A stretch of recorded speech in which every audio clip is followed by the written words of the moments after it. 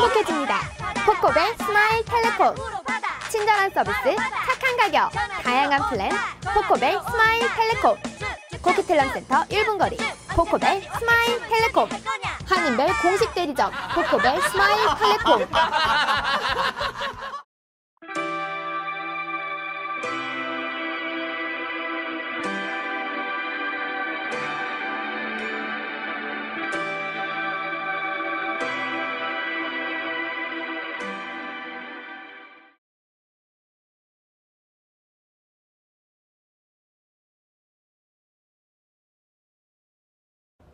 앞으로 캐나다나 미국 중 한 곳이라도 이민 신청을 했다면 그 기록과 개인 신상 정보가 양국에 동시에 남게 됩니다.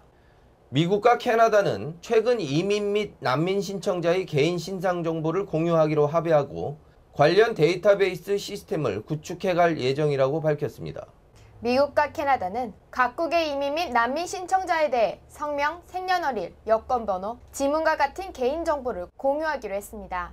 또한 현재 수속 중인 임시거주비자, 취업비자, 학생비자의 신청자들의 정보도 공유하기로 한 정보에 포함됩니다. 캐나다 연방 출입국 관계자들은 양국이 공유하는 정보는 캐나다 시민권자나 영주권자의 정보는 공유되지 않는다고 밝히면서 현재 수속이 진행 중인 영주권자의 경우 영주권 획득 시 데이터베이스에서 삭제할 것이라고 밝혔습니다. 또한 미국과 캐나다 어느 한쪽이라도 일방적으로 이를 열람할 수 없도록 양국이 합의하고 참여하는 시스템 관리기관을 신설함으로써 정보의 오남용을 막기로 했다고 전했습니다.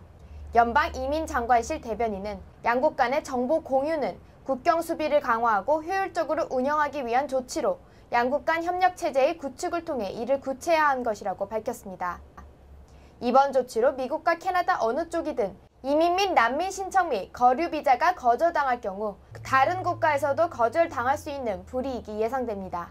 국제통화기금 IMF가 내년도 세계 주요 국가들의 경제 성장률을 하향 조정함으로써 내년도 국제 경제 여건이 당초 예상보다 좋지 않은 것으로 전했습니다. 캐나다도 소폭 하락한 경제 성장률을 전망했으며 한국과 미국 등 대부분의 국가들이 하향 조정되었습니다. 반면 유럽의 일부 선진국들은 소폭 상승을 예상했습니다. IMF는 선진국들은 미국 경제 성장세, 일본을 제외한 재정 긴축 완화, 확장적 통화 여건에 힘입어 올해는 평균 1.2%, 내년 평균 2.0% 성장할 것으로 보인다며 신뢰성 있는 중기재정 건전화 계획과 잠재 성장률 제고 등을 추진해갈 것을 조언했습니다. IMF가 8일 세계 경제 전망 보고서를 통해 발표한 캐나다의 내년도 경제 성장률은 1.6%로 지난 7월에 발표한 세계 경제 전망의 1.7%에 비해 0.1% 하락했고 선진국 평균에서는 0.4% 적은 수치입니다. 같은 보고서에 미국 역시 1.7%에서 1.6%로 캐나다와 똑같은 수치입니다. 한국은 4월 경제 전망에서 2014년도 경제 성장률을 3.9%로 전망했지만 이번 보고서에서 3.7%로 발표하면서 0.2%가량 하락한 것으로 나타났습니다. IMF는 미국 및 유럽 선진국을 중심으로 경제가 완만한 성장세를 보일 것으로 예상되지만 중국을 비롯한 신흥국의 경기 둔화로 성장폭은 당초 지난 7월 예상치보다 하향 조정되었다고 밝혔습니다. IMF가 경제 성장률 하향의 주된 원인으로 꼽은 중국 경제의 성장세 감소는 자본 유출, 환율 급락 등 과도한 시장 변동을 예상할 수 있으며 이에 대한 대비책으로 재정 건전화와 경제 펀디멘트를 강화하기 위한 구조 개혁이 요구된다고 전했습니다. 선진국 가운데 독일, 영국, 프랑스, 스페인의 경제 전망치가 7월에 비해 소폭 상승한 것으로 발표함으로써 유럽의 주요 선진국들은 미주와 아시아권에 비해 긍정적인 전망을 보였습니다. 노벨상위원회는 노벨 화학상 수상자로 마틴 카플러스와 마이클 레비트, 아리 워셰를 발표했습니다. 어제 노벨 생리의학상 수상자 발표를 시작으로 계속해서 각 부분의 수상자들을 발표하고 있습니다. 스웨덴 왕립과학원 노벨상위원회는 9일 복합적 화학 시스템의 다중 측정 모델을 개발한 공로로 이들 3명을 2013년 노벨 화학상 수상자로 선정했다고 밝혔습니다.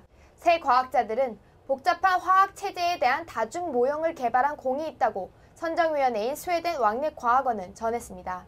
수상자들은 화학작용을 이해하고 예측하는 데 사용되는 강력한 프로그램의 기초를 놓았으며 이들은 현대 화학 발전의 필수적인 실제 현실을 거울처럼 반영하는 컴퓨터 모형을 개발했다고 덧붙였습니다. 카플러스 교수는 미국 및 오스트리아 국적으로 프랑스의 스트라스부르 대학 및 미 하버드 대학에 적을 두고 있습니다. 레비티 교수는 영국 및 이스라엘 국적으로 미 스탠포드 의대 교수입니다. 수상자 워쉘은 미국 및 이스라엘 국적으로 미 남가주 대학 로스앤젤레스 분교 교수입니다. 이들은 상금 125만 달러를 나누어 받게 됩니다. 세계 디스플레이 시장의 기술 발전은 놀라울 만치 빠르고 경이롭습니다. 종이처럼 접거나 휠 수 있는 디스플레이 개발이 순차적으로 상용화되고 있습니다. 삼성전자가 9일 발표한 갤럭시 신제품은 세계 최초로 플렉시블 디스플레이를 탑재한 커브스 스마트폰입니다. 삼성전자는 화면이 좌우로 오목하게 휘어진 갤럭시 라운드를 한국 내에 출시한다고 9일 밝혔습니다. 플렉서블 디스플레이는 얇고 유연한 특성을 가지고 있어 손상을 주지 않고도 휘거나 구부리거나 말 수도 있는 미래형 디스플레이입니다. 삼성전자는 이번 신제품에 플렉서블 디스플레이를 적용, 스마트폰을 좌우 방향으로 약 400mm가량 오목하게 휜 디자인을 구현해냈습니다. 덕분에 갤럭시 라운드는 144.3mm로 한 손에도 꽉 차는 크기이지만 그립감은 기존 스마트폰에 비해 높다고 회사 측은 설명했습니다. 삼성전자는 곡면 형태의 디자인을 활용해 기존 스마트폰과 차별화된 기능 등을 탑재했다고 발표했습니다. 세계 최초로 시도된 라운드 인터랙션 기능은 바닥에 스마트폰을 놓고 좌우로 기울여 날짜, 시간, 부재 중 통화, 배터리 잔량 등을 확인할 수 있고 음악 재생 중 좌우로 기울이면 이전 곡이나 다음 곡으로 이동합니다. 갤럭시 라운드의 한국 내 출고 가격은 108만 9천 원으로 책정됐다고 합니다.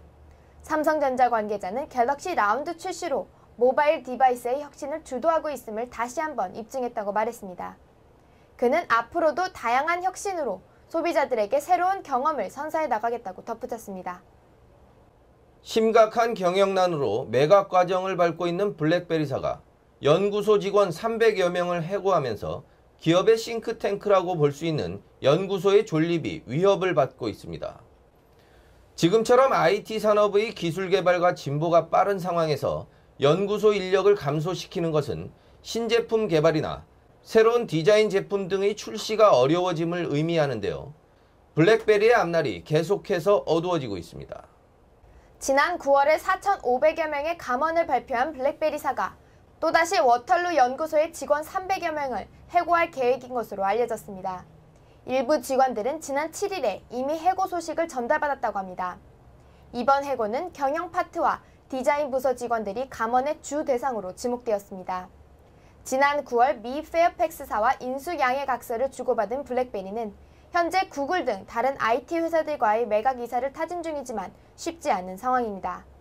주요 주주사인 페어팩스사와 인수 양해각서를 교환한 후 최종 인수를 위한 실사 과정을 거치고 있는 블랙베리는 인수 양해각서의 부칙 조항에 따라 페어팩스 외에도 다른 인수자를 찾고 있습니다. 블랙베리사가 다른 인수자의 섭외에 애가 타는 속내에는 페어팩스사의 인수 계약이 결코 달갑지 않거나 뭔가 석연찮기 때문으로 해석됩니다. 한편 구글과 트위터 등의 미국 기업들이 블랙베리를 떠나는 인재들에게 관심을 보이고 있다고 합니다.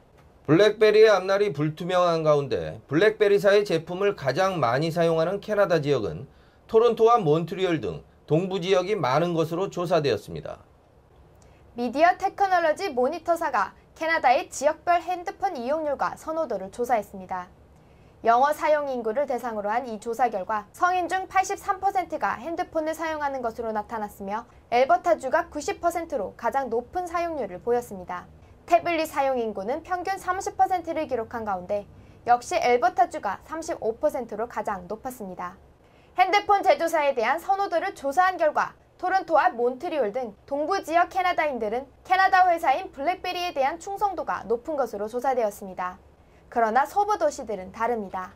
밴쿠버는 삼성 갤럭시 등 구글 안드로이드 플랫폼의 핸드폰을 가장 선호했으며 엘버타주에서는 아이폰의 인기가 가장 높았습니다. 엘버타의 경우 핸드폰뿐만 아니라 태블릿 등 모든 모바일 기기류에서 애플의 인기가 유독 높아 눈길을 끌었습니다. 통행료를 내야 하는 포트만 다리를 우회하는 트럭들이 많아지면서 서리시와 뉴웨스트를 연결하는 페틀로 브릿지가 트럭들로 몸살을 앓고 있다고 합니다. 최근 개보수 문제로 논란이 가중되는 가운데 뉴 웨스트민스터 시 의회가 페툴로 브릿지의 트럭 이용 증가 문제 해결을 위해 나섰습니다. 뉴 웨스트민스터 시 의회는 BC주 정부에 트럭들의 포트만 다리 통행 요금을 낮춰줄 것을 공식적으로 요청했습니다. 포트만 다리 유료화 이후 대형 트럭 차량들의 페툴로 다리 이용도가 높아졌기 때문입니다. 올해 여름 시작된 페툴로 다리 보수 공사가 2017년까지 연장될 정도로 노후한 상태라 몰려드는 대형 트럭들의 높은 무게를 견딜 수 없다는 판단이 작용했습니다. 특히 지진이나 선박과의 충돌 시 붕괴 가능성도 있는 것으로 알려지면서 무거운 대형 트럭들의 이용 빈도가 높아지면서 그 위험도가 더 높아졌다고 판단하고 있습니다. 웨인라이트 뉴 웨스트민스터 시장과 시의회는 이 문제에 대해 꾸준히 우려와 불만을 표해왔습니다. 시의회는 포트만 다리 유료화 이후 페툴로 다리를 통행하는 차량 수가 10% 증가했으며 포트만 통행 요금이 높은 트럭 차량의 이용률이 크게 증가했다고 발표한 바 있습니다. 그러나 포트만 다리의 요금을 관리하는 TI사는 지난 9월 요금제가 실시된 이후 포트만을 지나는 트럭의 수는 오히려 그전보다 늘었다며 상반된 주장을 펼쳤습니다. BC주 해안에 정체불명의 어선이 표류해 도착했습니다. 전문가들은 일본 쓰나미 때 떠밀려온 어선으로 추정하고 있습니다. 어선이 가라앉지 않고 오랜 시간을 태평양을 떠돌다가 도착했다는 것인데 그다지 유쾌하지 않은 보도입니다. 토피노 해안에 정체불명의 어선이 도착한 가운데 미 오리곤 주립대학의 존 챗만 박사는 일본 쓰나미로 인해 이곳에 도착했을 가능성이 매우 높다고 말했습니다. 그는 이 어선에서 발견된 회색 빛깔의 홍합에 대해 지중해에 서식하는 종이라고 분석했습니다. 이 홍합은 얼마 전 아시아의 바다에서 발견되기 시작해 전문가들을 긴장시켰으며 현재 태평양을 건너오는 중이라고 챗만 박사는 설명했습니다. 외부에서 흘러온 지중해 홍합은 외부의 병균을 옮겨올 수 있기 때문에 지역 생태계에 치명적일 수 있다고 합니다. 전문가들은 홍합들이 검정색이나 녹색 또는 갈색이었다면 더 위험했지만 다행히 회색 홍합으로 이 종은 위험성은 비교적 양호하다고 전했습니다.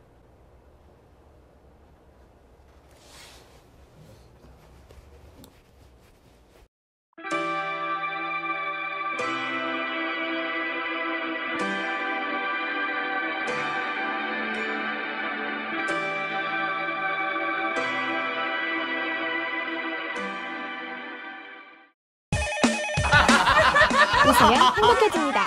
코코벨 스마일 텔레폰. 친절한 서비스, 착한 가격, 다양한 플랜, 코코벨 스마일 텔레콤.